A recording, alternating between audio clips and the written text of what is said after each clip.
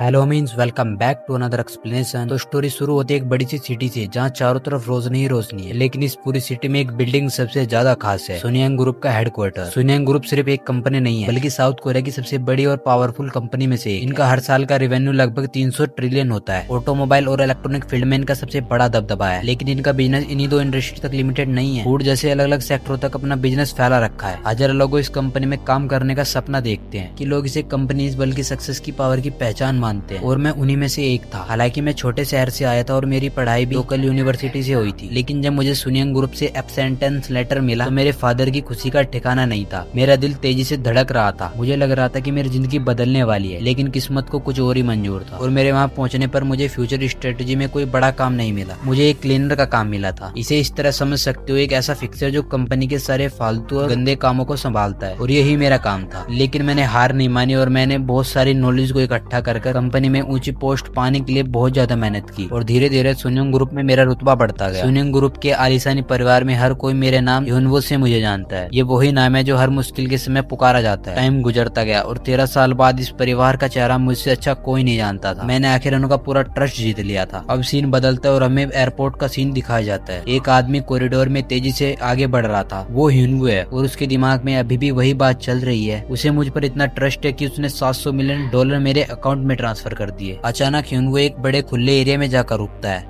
खिड़कियों से तेज सनलाइट अंदर आ रही थी। वो धीरे से अपने हाथ अपनी आंखों पर रखता है, तभी उसे अपने बॉस के साथ वो कन्वर्सेशन याद आती है। वहाँ ह्यूनवो अपने बॉस से पूछ रहा होता है, क्या ये पैसे मेरे अकाउंट में ट्रांसफर करना ठीक है? तभी उसका बॉस थोड़ी देर चुप होता है और फिर मुस्कुराकर जवाब देता है, ह्यूनवो मुझे तुम्हारे ऊपर अपनी वाइफ से भी ज्यादा भरोसा है। ये सुनकर ह्यूनवो एकदम हैरान हो जाता है। और फिर हम अब प्रेजेंट में आते हैं, जहाँ ह्यूनवो मुस्कुरा रहा था। वो अपना चश्मा निकालता है और मन में सोचता है, मैंने सुनियांग ग्रुप की रूरल फैमिली का ट्रस्ट जीत लिया है। अब ये मेरे एज ए ट्रस्ट एडवाइजर मेरी जिंदगी की नई शुरुआत है। वो ये सब कॉरिडोर में सोच ही रहा होता है, तभी दो लोग आते हैं और उससे कहते हैं, अच्छा हुआ मिस्टर यून आप यहीं मिल गए। तभी ह्यूनवो ने देखकर हैरान होता है और पूछता है, तुम कौन हो? तभी उनमें से एक आदमी बोलता है, हमें सीईओ ने आपकी मदद करने के लिए भेजा है। तभी ह्यूनवो मन में सोचता है, मुझे लगा था मेरी पोजीशन सीक्रेट है। वो अपनी बात पूरी भी नहीं कर पाता। तभी उनमें से एक मोटा आदमी ह्यूनवो पर गन रखकर बोलता है, सीईओ ने हमें सब बता दिया है और यहाँ ज्यादा हरकत मत करो, चुपचाप हमारे साथ चलो। ये सुनकर ह्यूनवो बहुत ज्यादा हैरान हो जाता है और फिर गुस्से से मन में सोचता है, ये सच नहीं हो सकता, क्या इन्होंने मुझे बिट्रे कर दिया? फिर हमें गाड़ी का सीन दिखाया जाता है और ह्यूनवो वहाँ पर भी यही सोच रहा होता है कि मैंने 13 साल सुनियांग ग्रुप के कुत्ता बनकर बिता दिए। ये सोचकर वो बहुत ज्यादा गुस्सा हो रहा था, लेकिन फिर वो शांत होकर मोटे आदमी से कहता है, क्या मैं सीईओ से बात कर सकता हूँ? मुझे बस 1 मिनट ही लगेगा। तभी मोटा आदमी डरावनी हंसी के साथ बोलता है, सपना मत देखो, तुम बस एक जनरल मैनेजर, तुम्हारी हिम्मत कैसे हुई उनका नाम अपने मुंह से लेने की? ये सुनकर ह्यूनवो चिल्लाते हुए बोलता है, तो फिर तुम ही बॉस से कह दो कि मैं आगे से अपनी लो प्रोफाइल रखूंगा और इस देश को भी छोड़कर चले जाऊंगा। ये सुनकर गाड़ी चला रहा हुआ आदमी बोलता है,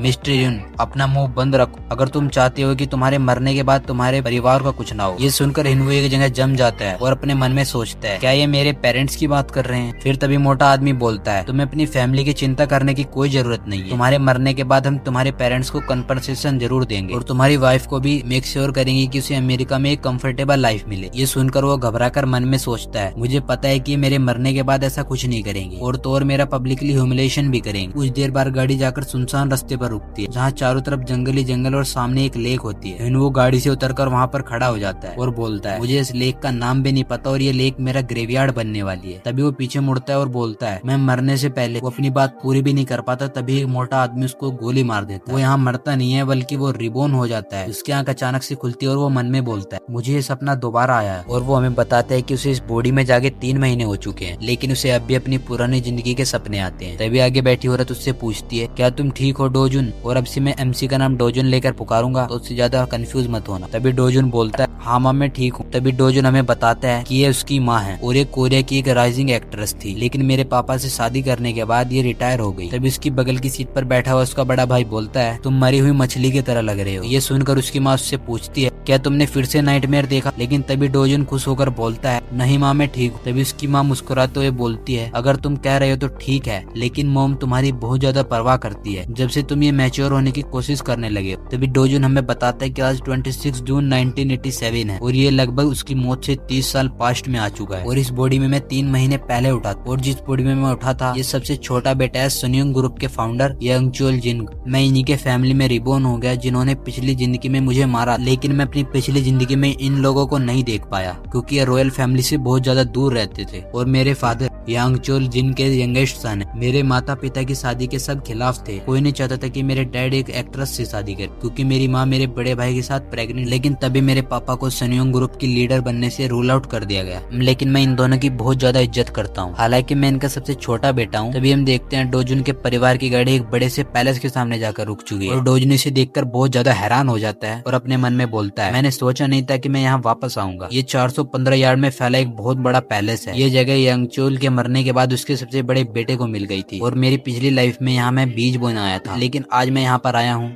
क्योंकि यांगचोल जिनका बर्थडे है। तभी हमें पैलेस के बाहर का सीन दिखाया जाता है जहाँ सारे लोग आपस में बात कर रहे थे। लेकिन जैसे ही डोजुन की फैमिली आती है वे सब उनके बारे में बात करने लगते हैं। लेकिन डोजुन की पूरी फैमिली इनको इग्नोर करती है और पैलेस के अंदर जाती है। अंदर जाकर डोजुन का फादर बोलता है, हम आ चुके हैं। तभी उनकी पूरी फैमिली हमें दिखाई जाती है। डोजुन हमें बताता है कि ये उनके अंकल्स और उनकी वाइफ्स हैं। इन्हें देखकर डोजुन का चेहरा एकदम सीरियस हो गया था। तभी लाल बालों वाली औरत चिल्लाते हुए बोलती है, तुम लेट क्यों हो? क्या तुम अपने आप को कोई सेलिब्रिटी समझते हो? तभी डोजुन अपने मन में सोचता है, मैंने इस औरत को कहीं तो देखा है। और वहीं दूसरी तरफ डोजुन के फादर बोलते हैं, आई एम सॉरी लेकिन हम पूरे टाइम पर आए हैं। तभी वो लाल बाली वाली औरत घमंड से बोलती है, मुझे यकीन नहीं हो रहा कि तुम लेजी डंप की तरह बिहेव कर रहे हो। वहीं दूसरी तरफ डोजिन को याद आ जाता है कि औरत, और वो हमें अपने मन में बताता है ये वही लड़की है जिसे अपने 70s में भी यंग बॉयफ्रेंड बनाने का शौक था। और फिर डोजिन स्माइल करते हुए मन में सोचता है ये अभी इतनी यंग है और ये अभी भी इतना गुस्सा करती है। तभी वो लाल बालों वाली औरत डोजिन को देखकर बोलती है, क्या तुम अभी हंसे थे? क्या तुम्हें अभी फनी लग रहा है? और फिर हमें डोजिन के दूसरे अंकल्स और उनके आंटीज दिखाई जाती है। वो एकदम सीरियस होकर बैठे थे। तभी डोजिन एक इनोसेंट फेस बनाकर बोलता है, लेकिन मैं तो हंसा ही नहीं। इसे सुनकर लाल बालों वाली औरत बोलती है, क्या तुम मुझे झूठ बोल रहे हो? तभी एक आदमी गुस्से से कहता है, बस बहुत हुआ, तुम ये क्या कर रही हो? हम यहाँ पर फैमिली गैदरिंग के लिए इकट्ठा हुए हैं। तभी वो लाल बालों वाली औरत बोलने वाली होती है, पर ये बच्चा। तभी कोई भारी आवाज में कहता है, कौन है जो मेरे घर में शोर मचा रहा है? तभी हमें एक बूढ़ा आदमी दिखाया जाता है और उसे देखकर सब लोग डर चुके थे। तभी डोजुन हमें बताता है यही सोनियंग ग्रुप का रूलर और मेरे ग्रैंडफादर हैं। ये सोनियंग ग्रुप में लेजेंडरी फिगर है और तो और इनके सारे बच्चे भी इनसे डरते हैं। कोर्स वो इनसे नहीं डरते बल्कि वो इनके पैसे और इनकी पावर से डरते हैं। इनके कोई भी सिबलिंग नहीं चाहता कि वो मुझसे गुस्सा हो जाए और फिर अपनी सारी प्रॉपर्टी दूसरे बच्चे के नाम कर। और इनका नाम है सांगचोल जिंदा आयरन फेस। ये पहली बार है जब मैं इन्हें अपनी आंखों से देख रहा हूँ। तभी डोजुन के पेरेंट झुककर उन्हें ग्रेट विशेस देते हैं। तभी सांगचोल डोजुन के भाई की तरफ देखता है जो कि सांगचोल को देखकर डर चुका था और फिर डोजुन की तरफ देखता है क्योंकि डोजुन बिना डरे वहीं खड़ा था। तभी डोजुन सांगचोल की तरफ देखता है जो किसे देखकर घूर रहा था। और ये देखकर कि सांगचोल उसे घूर रहा है, तभी यांगचोल डोजुन के पास आता है और उसे डोजुन को उससे बहुत ज्यादा डर लग रहा था। लेकिन तभी यांगचोल डोजुन को हंसते हुए कहता है, कितने दिन हो गए तुम्हें ग्रैंड डैडी से मिले हुए, तुम्हें देखकर अच्छा लगा डोजुन। ये सुनकर डोजुन बहुत ज्यादा हैरान हो जाता है। तभी यांगचोल डोजुन के सर पर हाथ फेरते हुए कहता है, मेरे पोते, मैंने तुम्हारे लिए छोटा सा प्रेजेंट अरेंज किया है। ये सुनकर डोजुन तो कुछ नहीं बोलता, लेकिन हमें दूसरे लोग दिखाए जाते हैं जो कि बिल्कुल एकदम हैरान हो चुके थे। ये सुनकर डोजुन मन में कहता है, व्हाट द हेल, ये मेरे लिए इतनी काइंड क्यों है?